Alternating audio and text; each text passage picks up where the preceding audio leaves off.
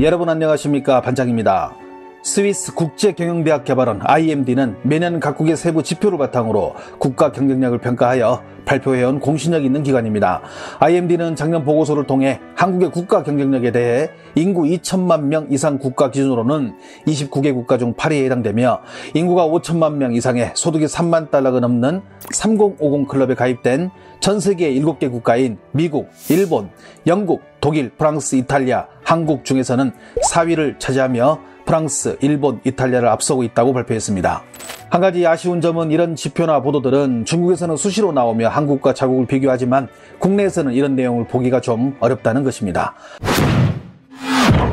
중국이 무서운 이유 중에 하나는 타국의 장점이 있다면 의외로 그 장점을 배우고자 목소리를 내는 곳들이 많다는 것입니다.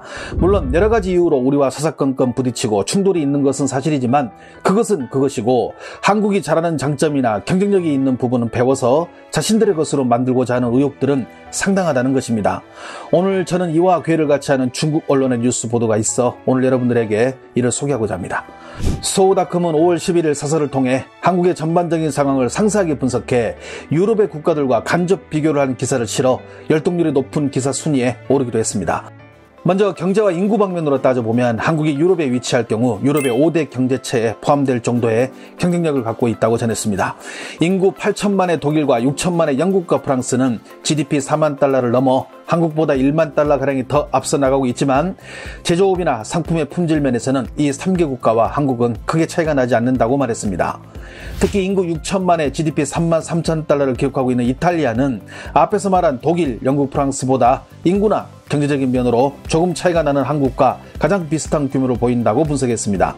소우닷컴은 이탈리아는 대표적인 공업형 국가로 가장 강세를 보이는 세 가지 분야, 즉 자동차, 가전제품, 고가의 명품 제품들이 세계 각지를 호령하고 있는데 이러한 공업의 체계가 한국과 가장 근접하다고 말했습니다.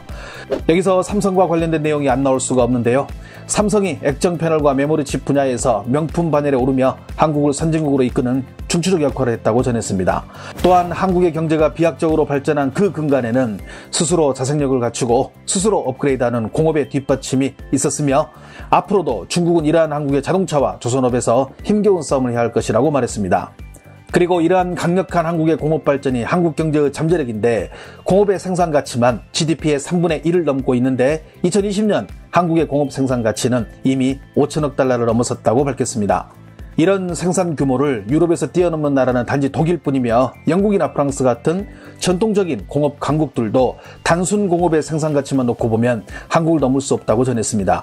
결국 이러한 완벽한 공업의 기초 설비는 한국의 기타 산업의 영역들을 선진국 수준으로 인도했다며 발전의 측면에서 보면 한국의 경제 수준은 유럽의 두 번째 위치에 이를 것으로 내다봤습니다. 또한 중국 국제정치협회 이사와 CCTV 논설을 맡고 있는 황희람 위원의 말을 빌려 그동안 아시아에서 일본의 위치는 넘볼 수 없는 수준이었지만 국민 개개인의 실질 소득은 한국이 이미 일본을 앞질렀으며 일본이 유일하게 한국에게 앞서는 분야는 자동차 산업과 소재 부품 쪽인데 한일 간에는 인구수 차이만큼 아직 경제력 차이는 존재하지만 지난 반세기 동안 한국의 추격세를 보면 경제 규모 또한 일본과 비슷해지거나 능가할 것이라는 전망을 내놓는 전문가들은 부지기수라고 전했습니다. 특히 새로운 핵심 산업으로 떠오른 전기차 배터리 산업도 일본은 작년부터 한국에 자리를 내어주고 있다면서 조선, 반도체, TV, 가전, 스마트폰에서 한국이 일본을 앞선 지는 이미 오래된 얘기라 전했습니다. 마지막으로 소우닷컴은 한국의 군사적 능력을 육해공으로 구분하여 분석했는데 상당히 흥미로웠습니다. 현재 한국군의 총수는 69만 명이며 이중 현역이 61만 4천으로 병력수로는 세계 6위에 해당된다고 전했습니다.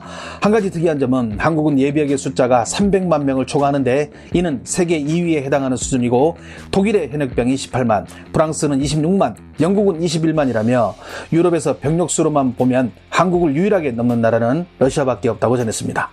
그런데 향후 10년이 지나면 한국의 군사력은 더 무서워진다고 밝혔습니다. 2030년 전에 F-35A가 60대 더 추가될 것이고 해군은 지금 준비 중인 경항모에 170여 척의 여러 종류의 함정들이 추가되어 이 함정들의 톤수만 해도 모두 20만 톤을 훌쩍 넘게 될 것이며 특히 공군은 한국이 자체 개발한 보람에 얼마 전 또 구매한 F-35 전투기 4대를 비롯해 추가로 계속 전투기들을 구입할 예정이라며 지금 한국은 자국의 공군 전투력에 여전히 불만이 많아 계산기를 계속 두드리고 있다고 전했습니다. 이러한 전력의 증강은 한국이 중국, 러시아, 북한, 일본 등 군사 강국들에 둘러싸여 있는 위기의식 때문인데 한국이 지출한 국방비만 벌써 400억 달러에 이르고 있다며 과연 이렇게 뻗어나가는 군사력 확충을 유럽에서 러시아를 제외하고 그 누가 앞을 막을 수 있을지 의문이 든다고 보도했습니다. 중국의 왕이뉴스는 흥미로운 기사를 보도해 화제입니다. 요즘 한국을 언급하면 온라인에서는 중국의 문화를 훔쳐간 나라, 미국에 의존하는 소국, 이웃에 있는 조그만 나라, 심지어는 역대 한국 대통령들의 불운을 말하며 저주에 걸린 청와대 등등 한국을 과소평가하지만 실상은 전혀 다른 나라라고 전했습니다. 사실 한국이야말로 중국에서 가장 이해를 못하고 있는 아시아 강국인데 우리는 그동안 한국에 대해 단순한 지식들만 가지고 그들을 이해하고 있었다면서 인식의 전환을 요구했습니다. 중국의 많은 전문가들은 한국을 약소국으로 위장한 강대국으로 규정한다며 우리가 착각하고 있는 사실은 한국을 늘 중국과 같이 크기로만 비교하니 사람들은 자신도 모르게 한국을 약소국으로 인식하고 있다며 이는 향후 중국의 발전에 도움이 되지 않는다고 전했습니다. 특히 사람들은 한국을 우크라이나, 터키, 이란 같은 나라와 비교하고 있는데 한국을 유럽이나 중동 국가에 두면 그 지역의 패권 국가가 된다며 이런 비교로 우리가 얻을 것은 없다고 보도했습니다. 작년 12월 기준 세계 철강 생산량 6위, 조선업 1위, 전 세계 500대 기업 중 15개 기업을 리스트에 올렸고 GDP는 3만 4천 달러를 기록 중인 나라를 중국은 옆에 두고 있으며 여기에 세계 군사력 순위 6위에 이름을 올리고 있는 이 나라를 적대국으로 둔다면 향후 중국에게 이로운 점은 무엇이 있는지 고민해봐야 한다고 전했습니다. 그런데도 중국의 일부 편향된 언론들은 한국을 아직도 이란, 터키 같은 20세기 80년대 수준의 무장을 하고 있는 나라들과 비교하고 있다면서 아직도 한강의 기적을 시작하던 한국으로 생각하고 있다면 이는 짚고 넘어가야 할 문제라 밝혔습니다. 왕이뉴스는 이러한 원동력을 한국의 교육으로 봤습니다. 현재 한국에서 고등교육을 받는 비율은 85%가 넘는데 이 수치는 선진국인 미국의 48%, 일본의 52%를 압도하는 수준이며 중국에서 현재 고등교육을 받는 비율이 12.5%이니 한국의 교육률이 얼마나 높은지 알 수 있다고 말했습니다. 왕이뉴스는 마무리를 다음과 같이 말했습니다. 한국은 60년 동안 경제를 비약적으로 발전시킨 기적을 만든 나라이며 지금도 강력한 경제적 활력을 갖고 있는 나라이다. 근거 없이 이런 나라를 무시해서는 안 되며 오히려 한국을 통해 우리는 배워야 할 것이 많다. 분명 그들은 우리보다 먼저 그 길을 가본 나라이기 때문이다. 중국 최경대학의 경제학 교수인 왕복중은 경제와 관련해 발표한 논문만 100편이 넘는 중국 내 최고의 경제학자 중에 한 명입니다.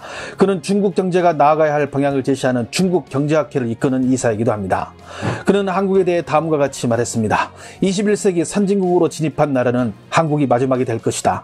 차후 한국과 같은 성장 속도로 그 뒤를 따를 나라가 나올지 의문이 든다. 그렇기에 우리는 한국이 나아간 길을 자세히 연구해 볼 필요가 있다. 모든 나라의 경제력 지표에는 밝은 면도 어두운 면도 공존합니다. 그리고 이러한 수치가 실제 피부에 와닿지 않는 부분도 있습니다. 하지만 우리가 지금까지 이룬 것들이 결코 가벼운 것은 아니라는 점은 분명해 보입니다. 시청해 주셔서 감사합니다. 행복한 하루 보내시길 바랍니다.